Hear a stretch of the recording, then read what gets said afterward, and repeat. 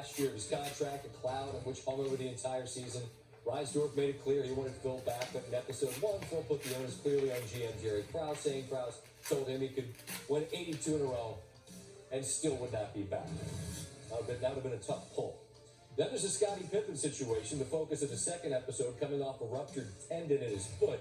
Pippen acknowledged he delayed surgery because he, quote, wasn't trying to F his summer up for an organization he felt didn't want him. All right. Things got more tense as the Bulls started slowly entering December out of playoff position for the first time in Phil Jackson's tenure. Obviously, it was early on. But you also had a very unhappy Scottie Pippen demanding a trade. MJ saying this about Pippen: I thought he was being selfish. No question, Pippen's contract a driving force behind much of the tension, and I gotta say, I can hardly blame him. He was just the 6th highest paid player on the Bulls in 97-98. He was the 122nd highest paid player in the NBA. For context here, the 122nd highest paid player in the NBA this season is Andre Robertson. We realize that for many, the last dance will be something of a discovery. Perhaps the Bulls team is something that you've mostly just heard about or read about. If so, undoubtedly the work of these 3 guests has provided some of your framework for understanding. We are honored to welcome in Sam Smith, Jackie McMullen, and J.A. Adonde. And Sam, I believe the Jordan rules state that you should begin here. And as we look back, is your recollection that this, in spite of its accomplishments, was something that inevitably was doomed? It was in the sense that you could go back to 93, where Michael was so worn out and talking about the load and carrying the load and what he had to do. And that literally in the playoffs in 93, he was talking about retiring. That I think he was starting to think about it. Phil was starting to think about it. And one thing that gets overlooked sometimes with Phil is that as a son of the parents who were Pentecostal ministers and treating his team like a congregation always, he had this rule in thinking about 7 years with a team.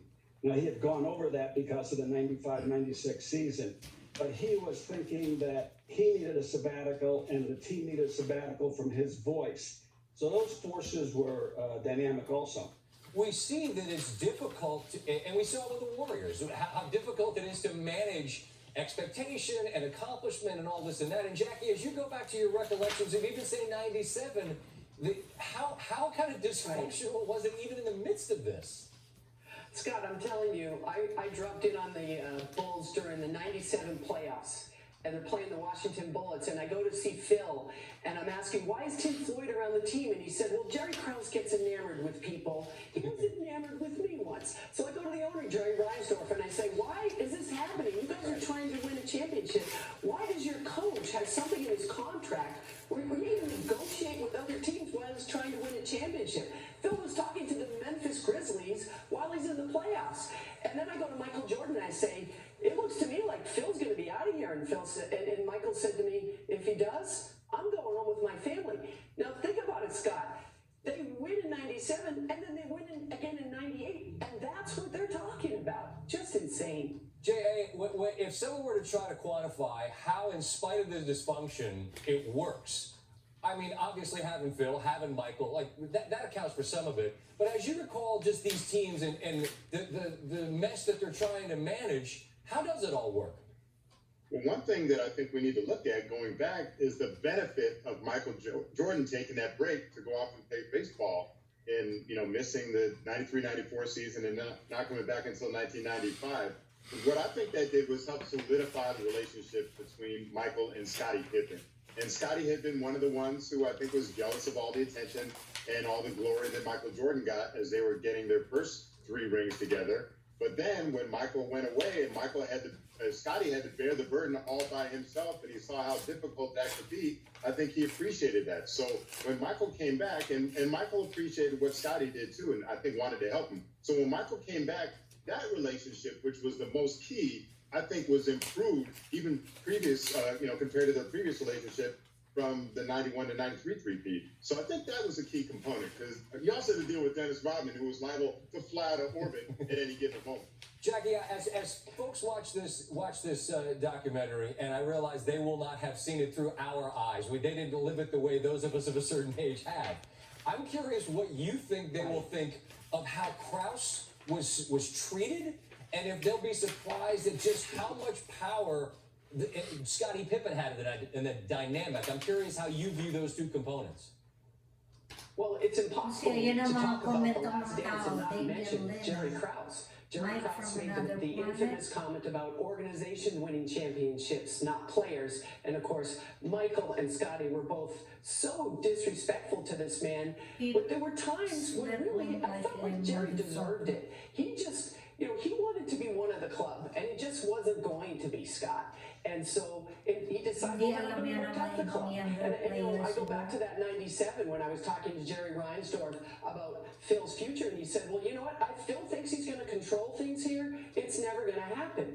Jerry Krause wanted those players to love him. They didn't. They used to call him crumbs because he would spill, he'd have a muffin or something, and all the crumbs would spill down his shirt. It was so, and I'm sure if you watch this documentary, you may not understand that completely, but this was many, many years coming. And Jerry Krause is the one that wanted to break up the Bulls, and he would have done it sooner if Reinsdorf had let him. J.A., I'm curious, given your work at Northwestern, you're around Dwayne young people Wade. quite a bit. We're on They late at have night. it. I'm sure He our had audience that. skews younger than most. And I'm curious what our audience is going to, how they're going to see this. And in talking to your students, what was their appetite for this and what you thought they might learn about this team? Because I just wonder how they view Jordan, given the way those of us that kind of grew up around him or covered him as you all did see him. What's your sense of that? Yeah, they're curious, and I'm actually going to have an online chat during this with our students so we can kind of gauge their feedback and hear their questions. They have been curious about it leading up to this. They're excited. You have to think about it, Scott, like college students now weren't even around for the Kobe and Shaq repeat, right? It's the start of the 2000s. So, this is ancient history to them. And it's funny, Scott, because for those of us who covered the league, in the 90s and then saw Kobe Bryant come along, we saw he was reminiscent of Michael Jordan, and he basically became the closest thing we'd seen since Michael Jordan. But I think for people who don't have that framework, watching parts of this documentary, I realized, you know what? The way to explain Michael to someone younger is like he was Kobe Bryant, but a better version. So I think that's the frame that they will take it from. They'll say, this guy reminds me of Kobe, but if you see why, there are things that separated him and made him an even better version of Kobe Bryant. It stood out to me more than anything from having been around Michael from the first time he came to Chicago. And this is because he'd been so reclusive in recent years and out of touch. And I don't believe he was doing it because he felt, LeBron is getting more attention or anything like that. It's really the first time, and I'm glad about that. I told Michael's story. David Halberstam told Michael's story. A number of authors did. This is the first time he really gets to tell it his way and the way he saw it. And we've really never heard that before. He's relaxed. What it reminded me of seeing him relaxed with the cigar, the whole bit, was Michael in the 80s. As Jackie knows, accommodating as any player in the league. You'd spend hours with him before the game. He couldn't get enough of chatting with the media, arguing, accusing, back and forth. And that's the Michael I saw for the first time in decades, where the pressure was off and he gets to say things the way he wants, see it the way he wants, and you see the humanity in him that we saw that got overcome by all that celebrity. Sam, you're dead on. I can remember being at a Bulls practice in the old, in Deerfield. It was almost like they practiced in a strip mall. There was a court, but there was also a Nautilus area and weight training. I remember after one of the practices one day, I waited, I lingered a bit, and I ended up talking to Michael Jordan while he was lifting weights, and two guys from, Peoria were sitting next to him listening in on our conversation. Those were the days when Michael, you could talk to him. I remember before All-Star games, I'd get there a little early and Jordan and Barkley be playing cards and goofing on each other and writing obscene things on the blackboard to embarrass me. And those were the days. And so you're right. It's nice to see that Michael back in this film, in this documentary. Jeff Smith, Jackie McMullen, J.A. Adonde, we appreciate very much your time and your thoughts on this. And we look forward to seeing what you have to say about this as The Last Dance continues. Thank you so much for being with us throughout. Coming up, an exclusive look at next Sunday's episodes 3 and 4 of The Last Dance, focusing in on that man, Dennis Rodman. But first, Technology is a wonderful thing. Steve Kerr joins us live to tell us what memories come flooding back as he watches the first couple of episodes along with you. That's next.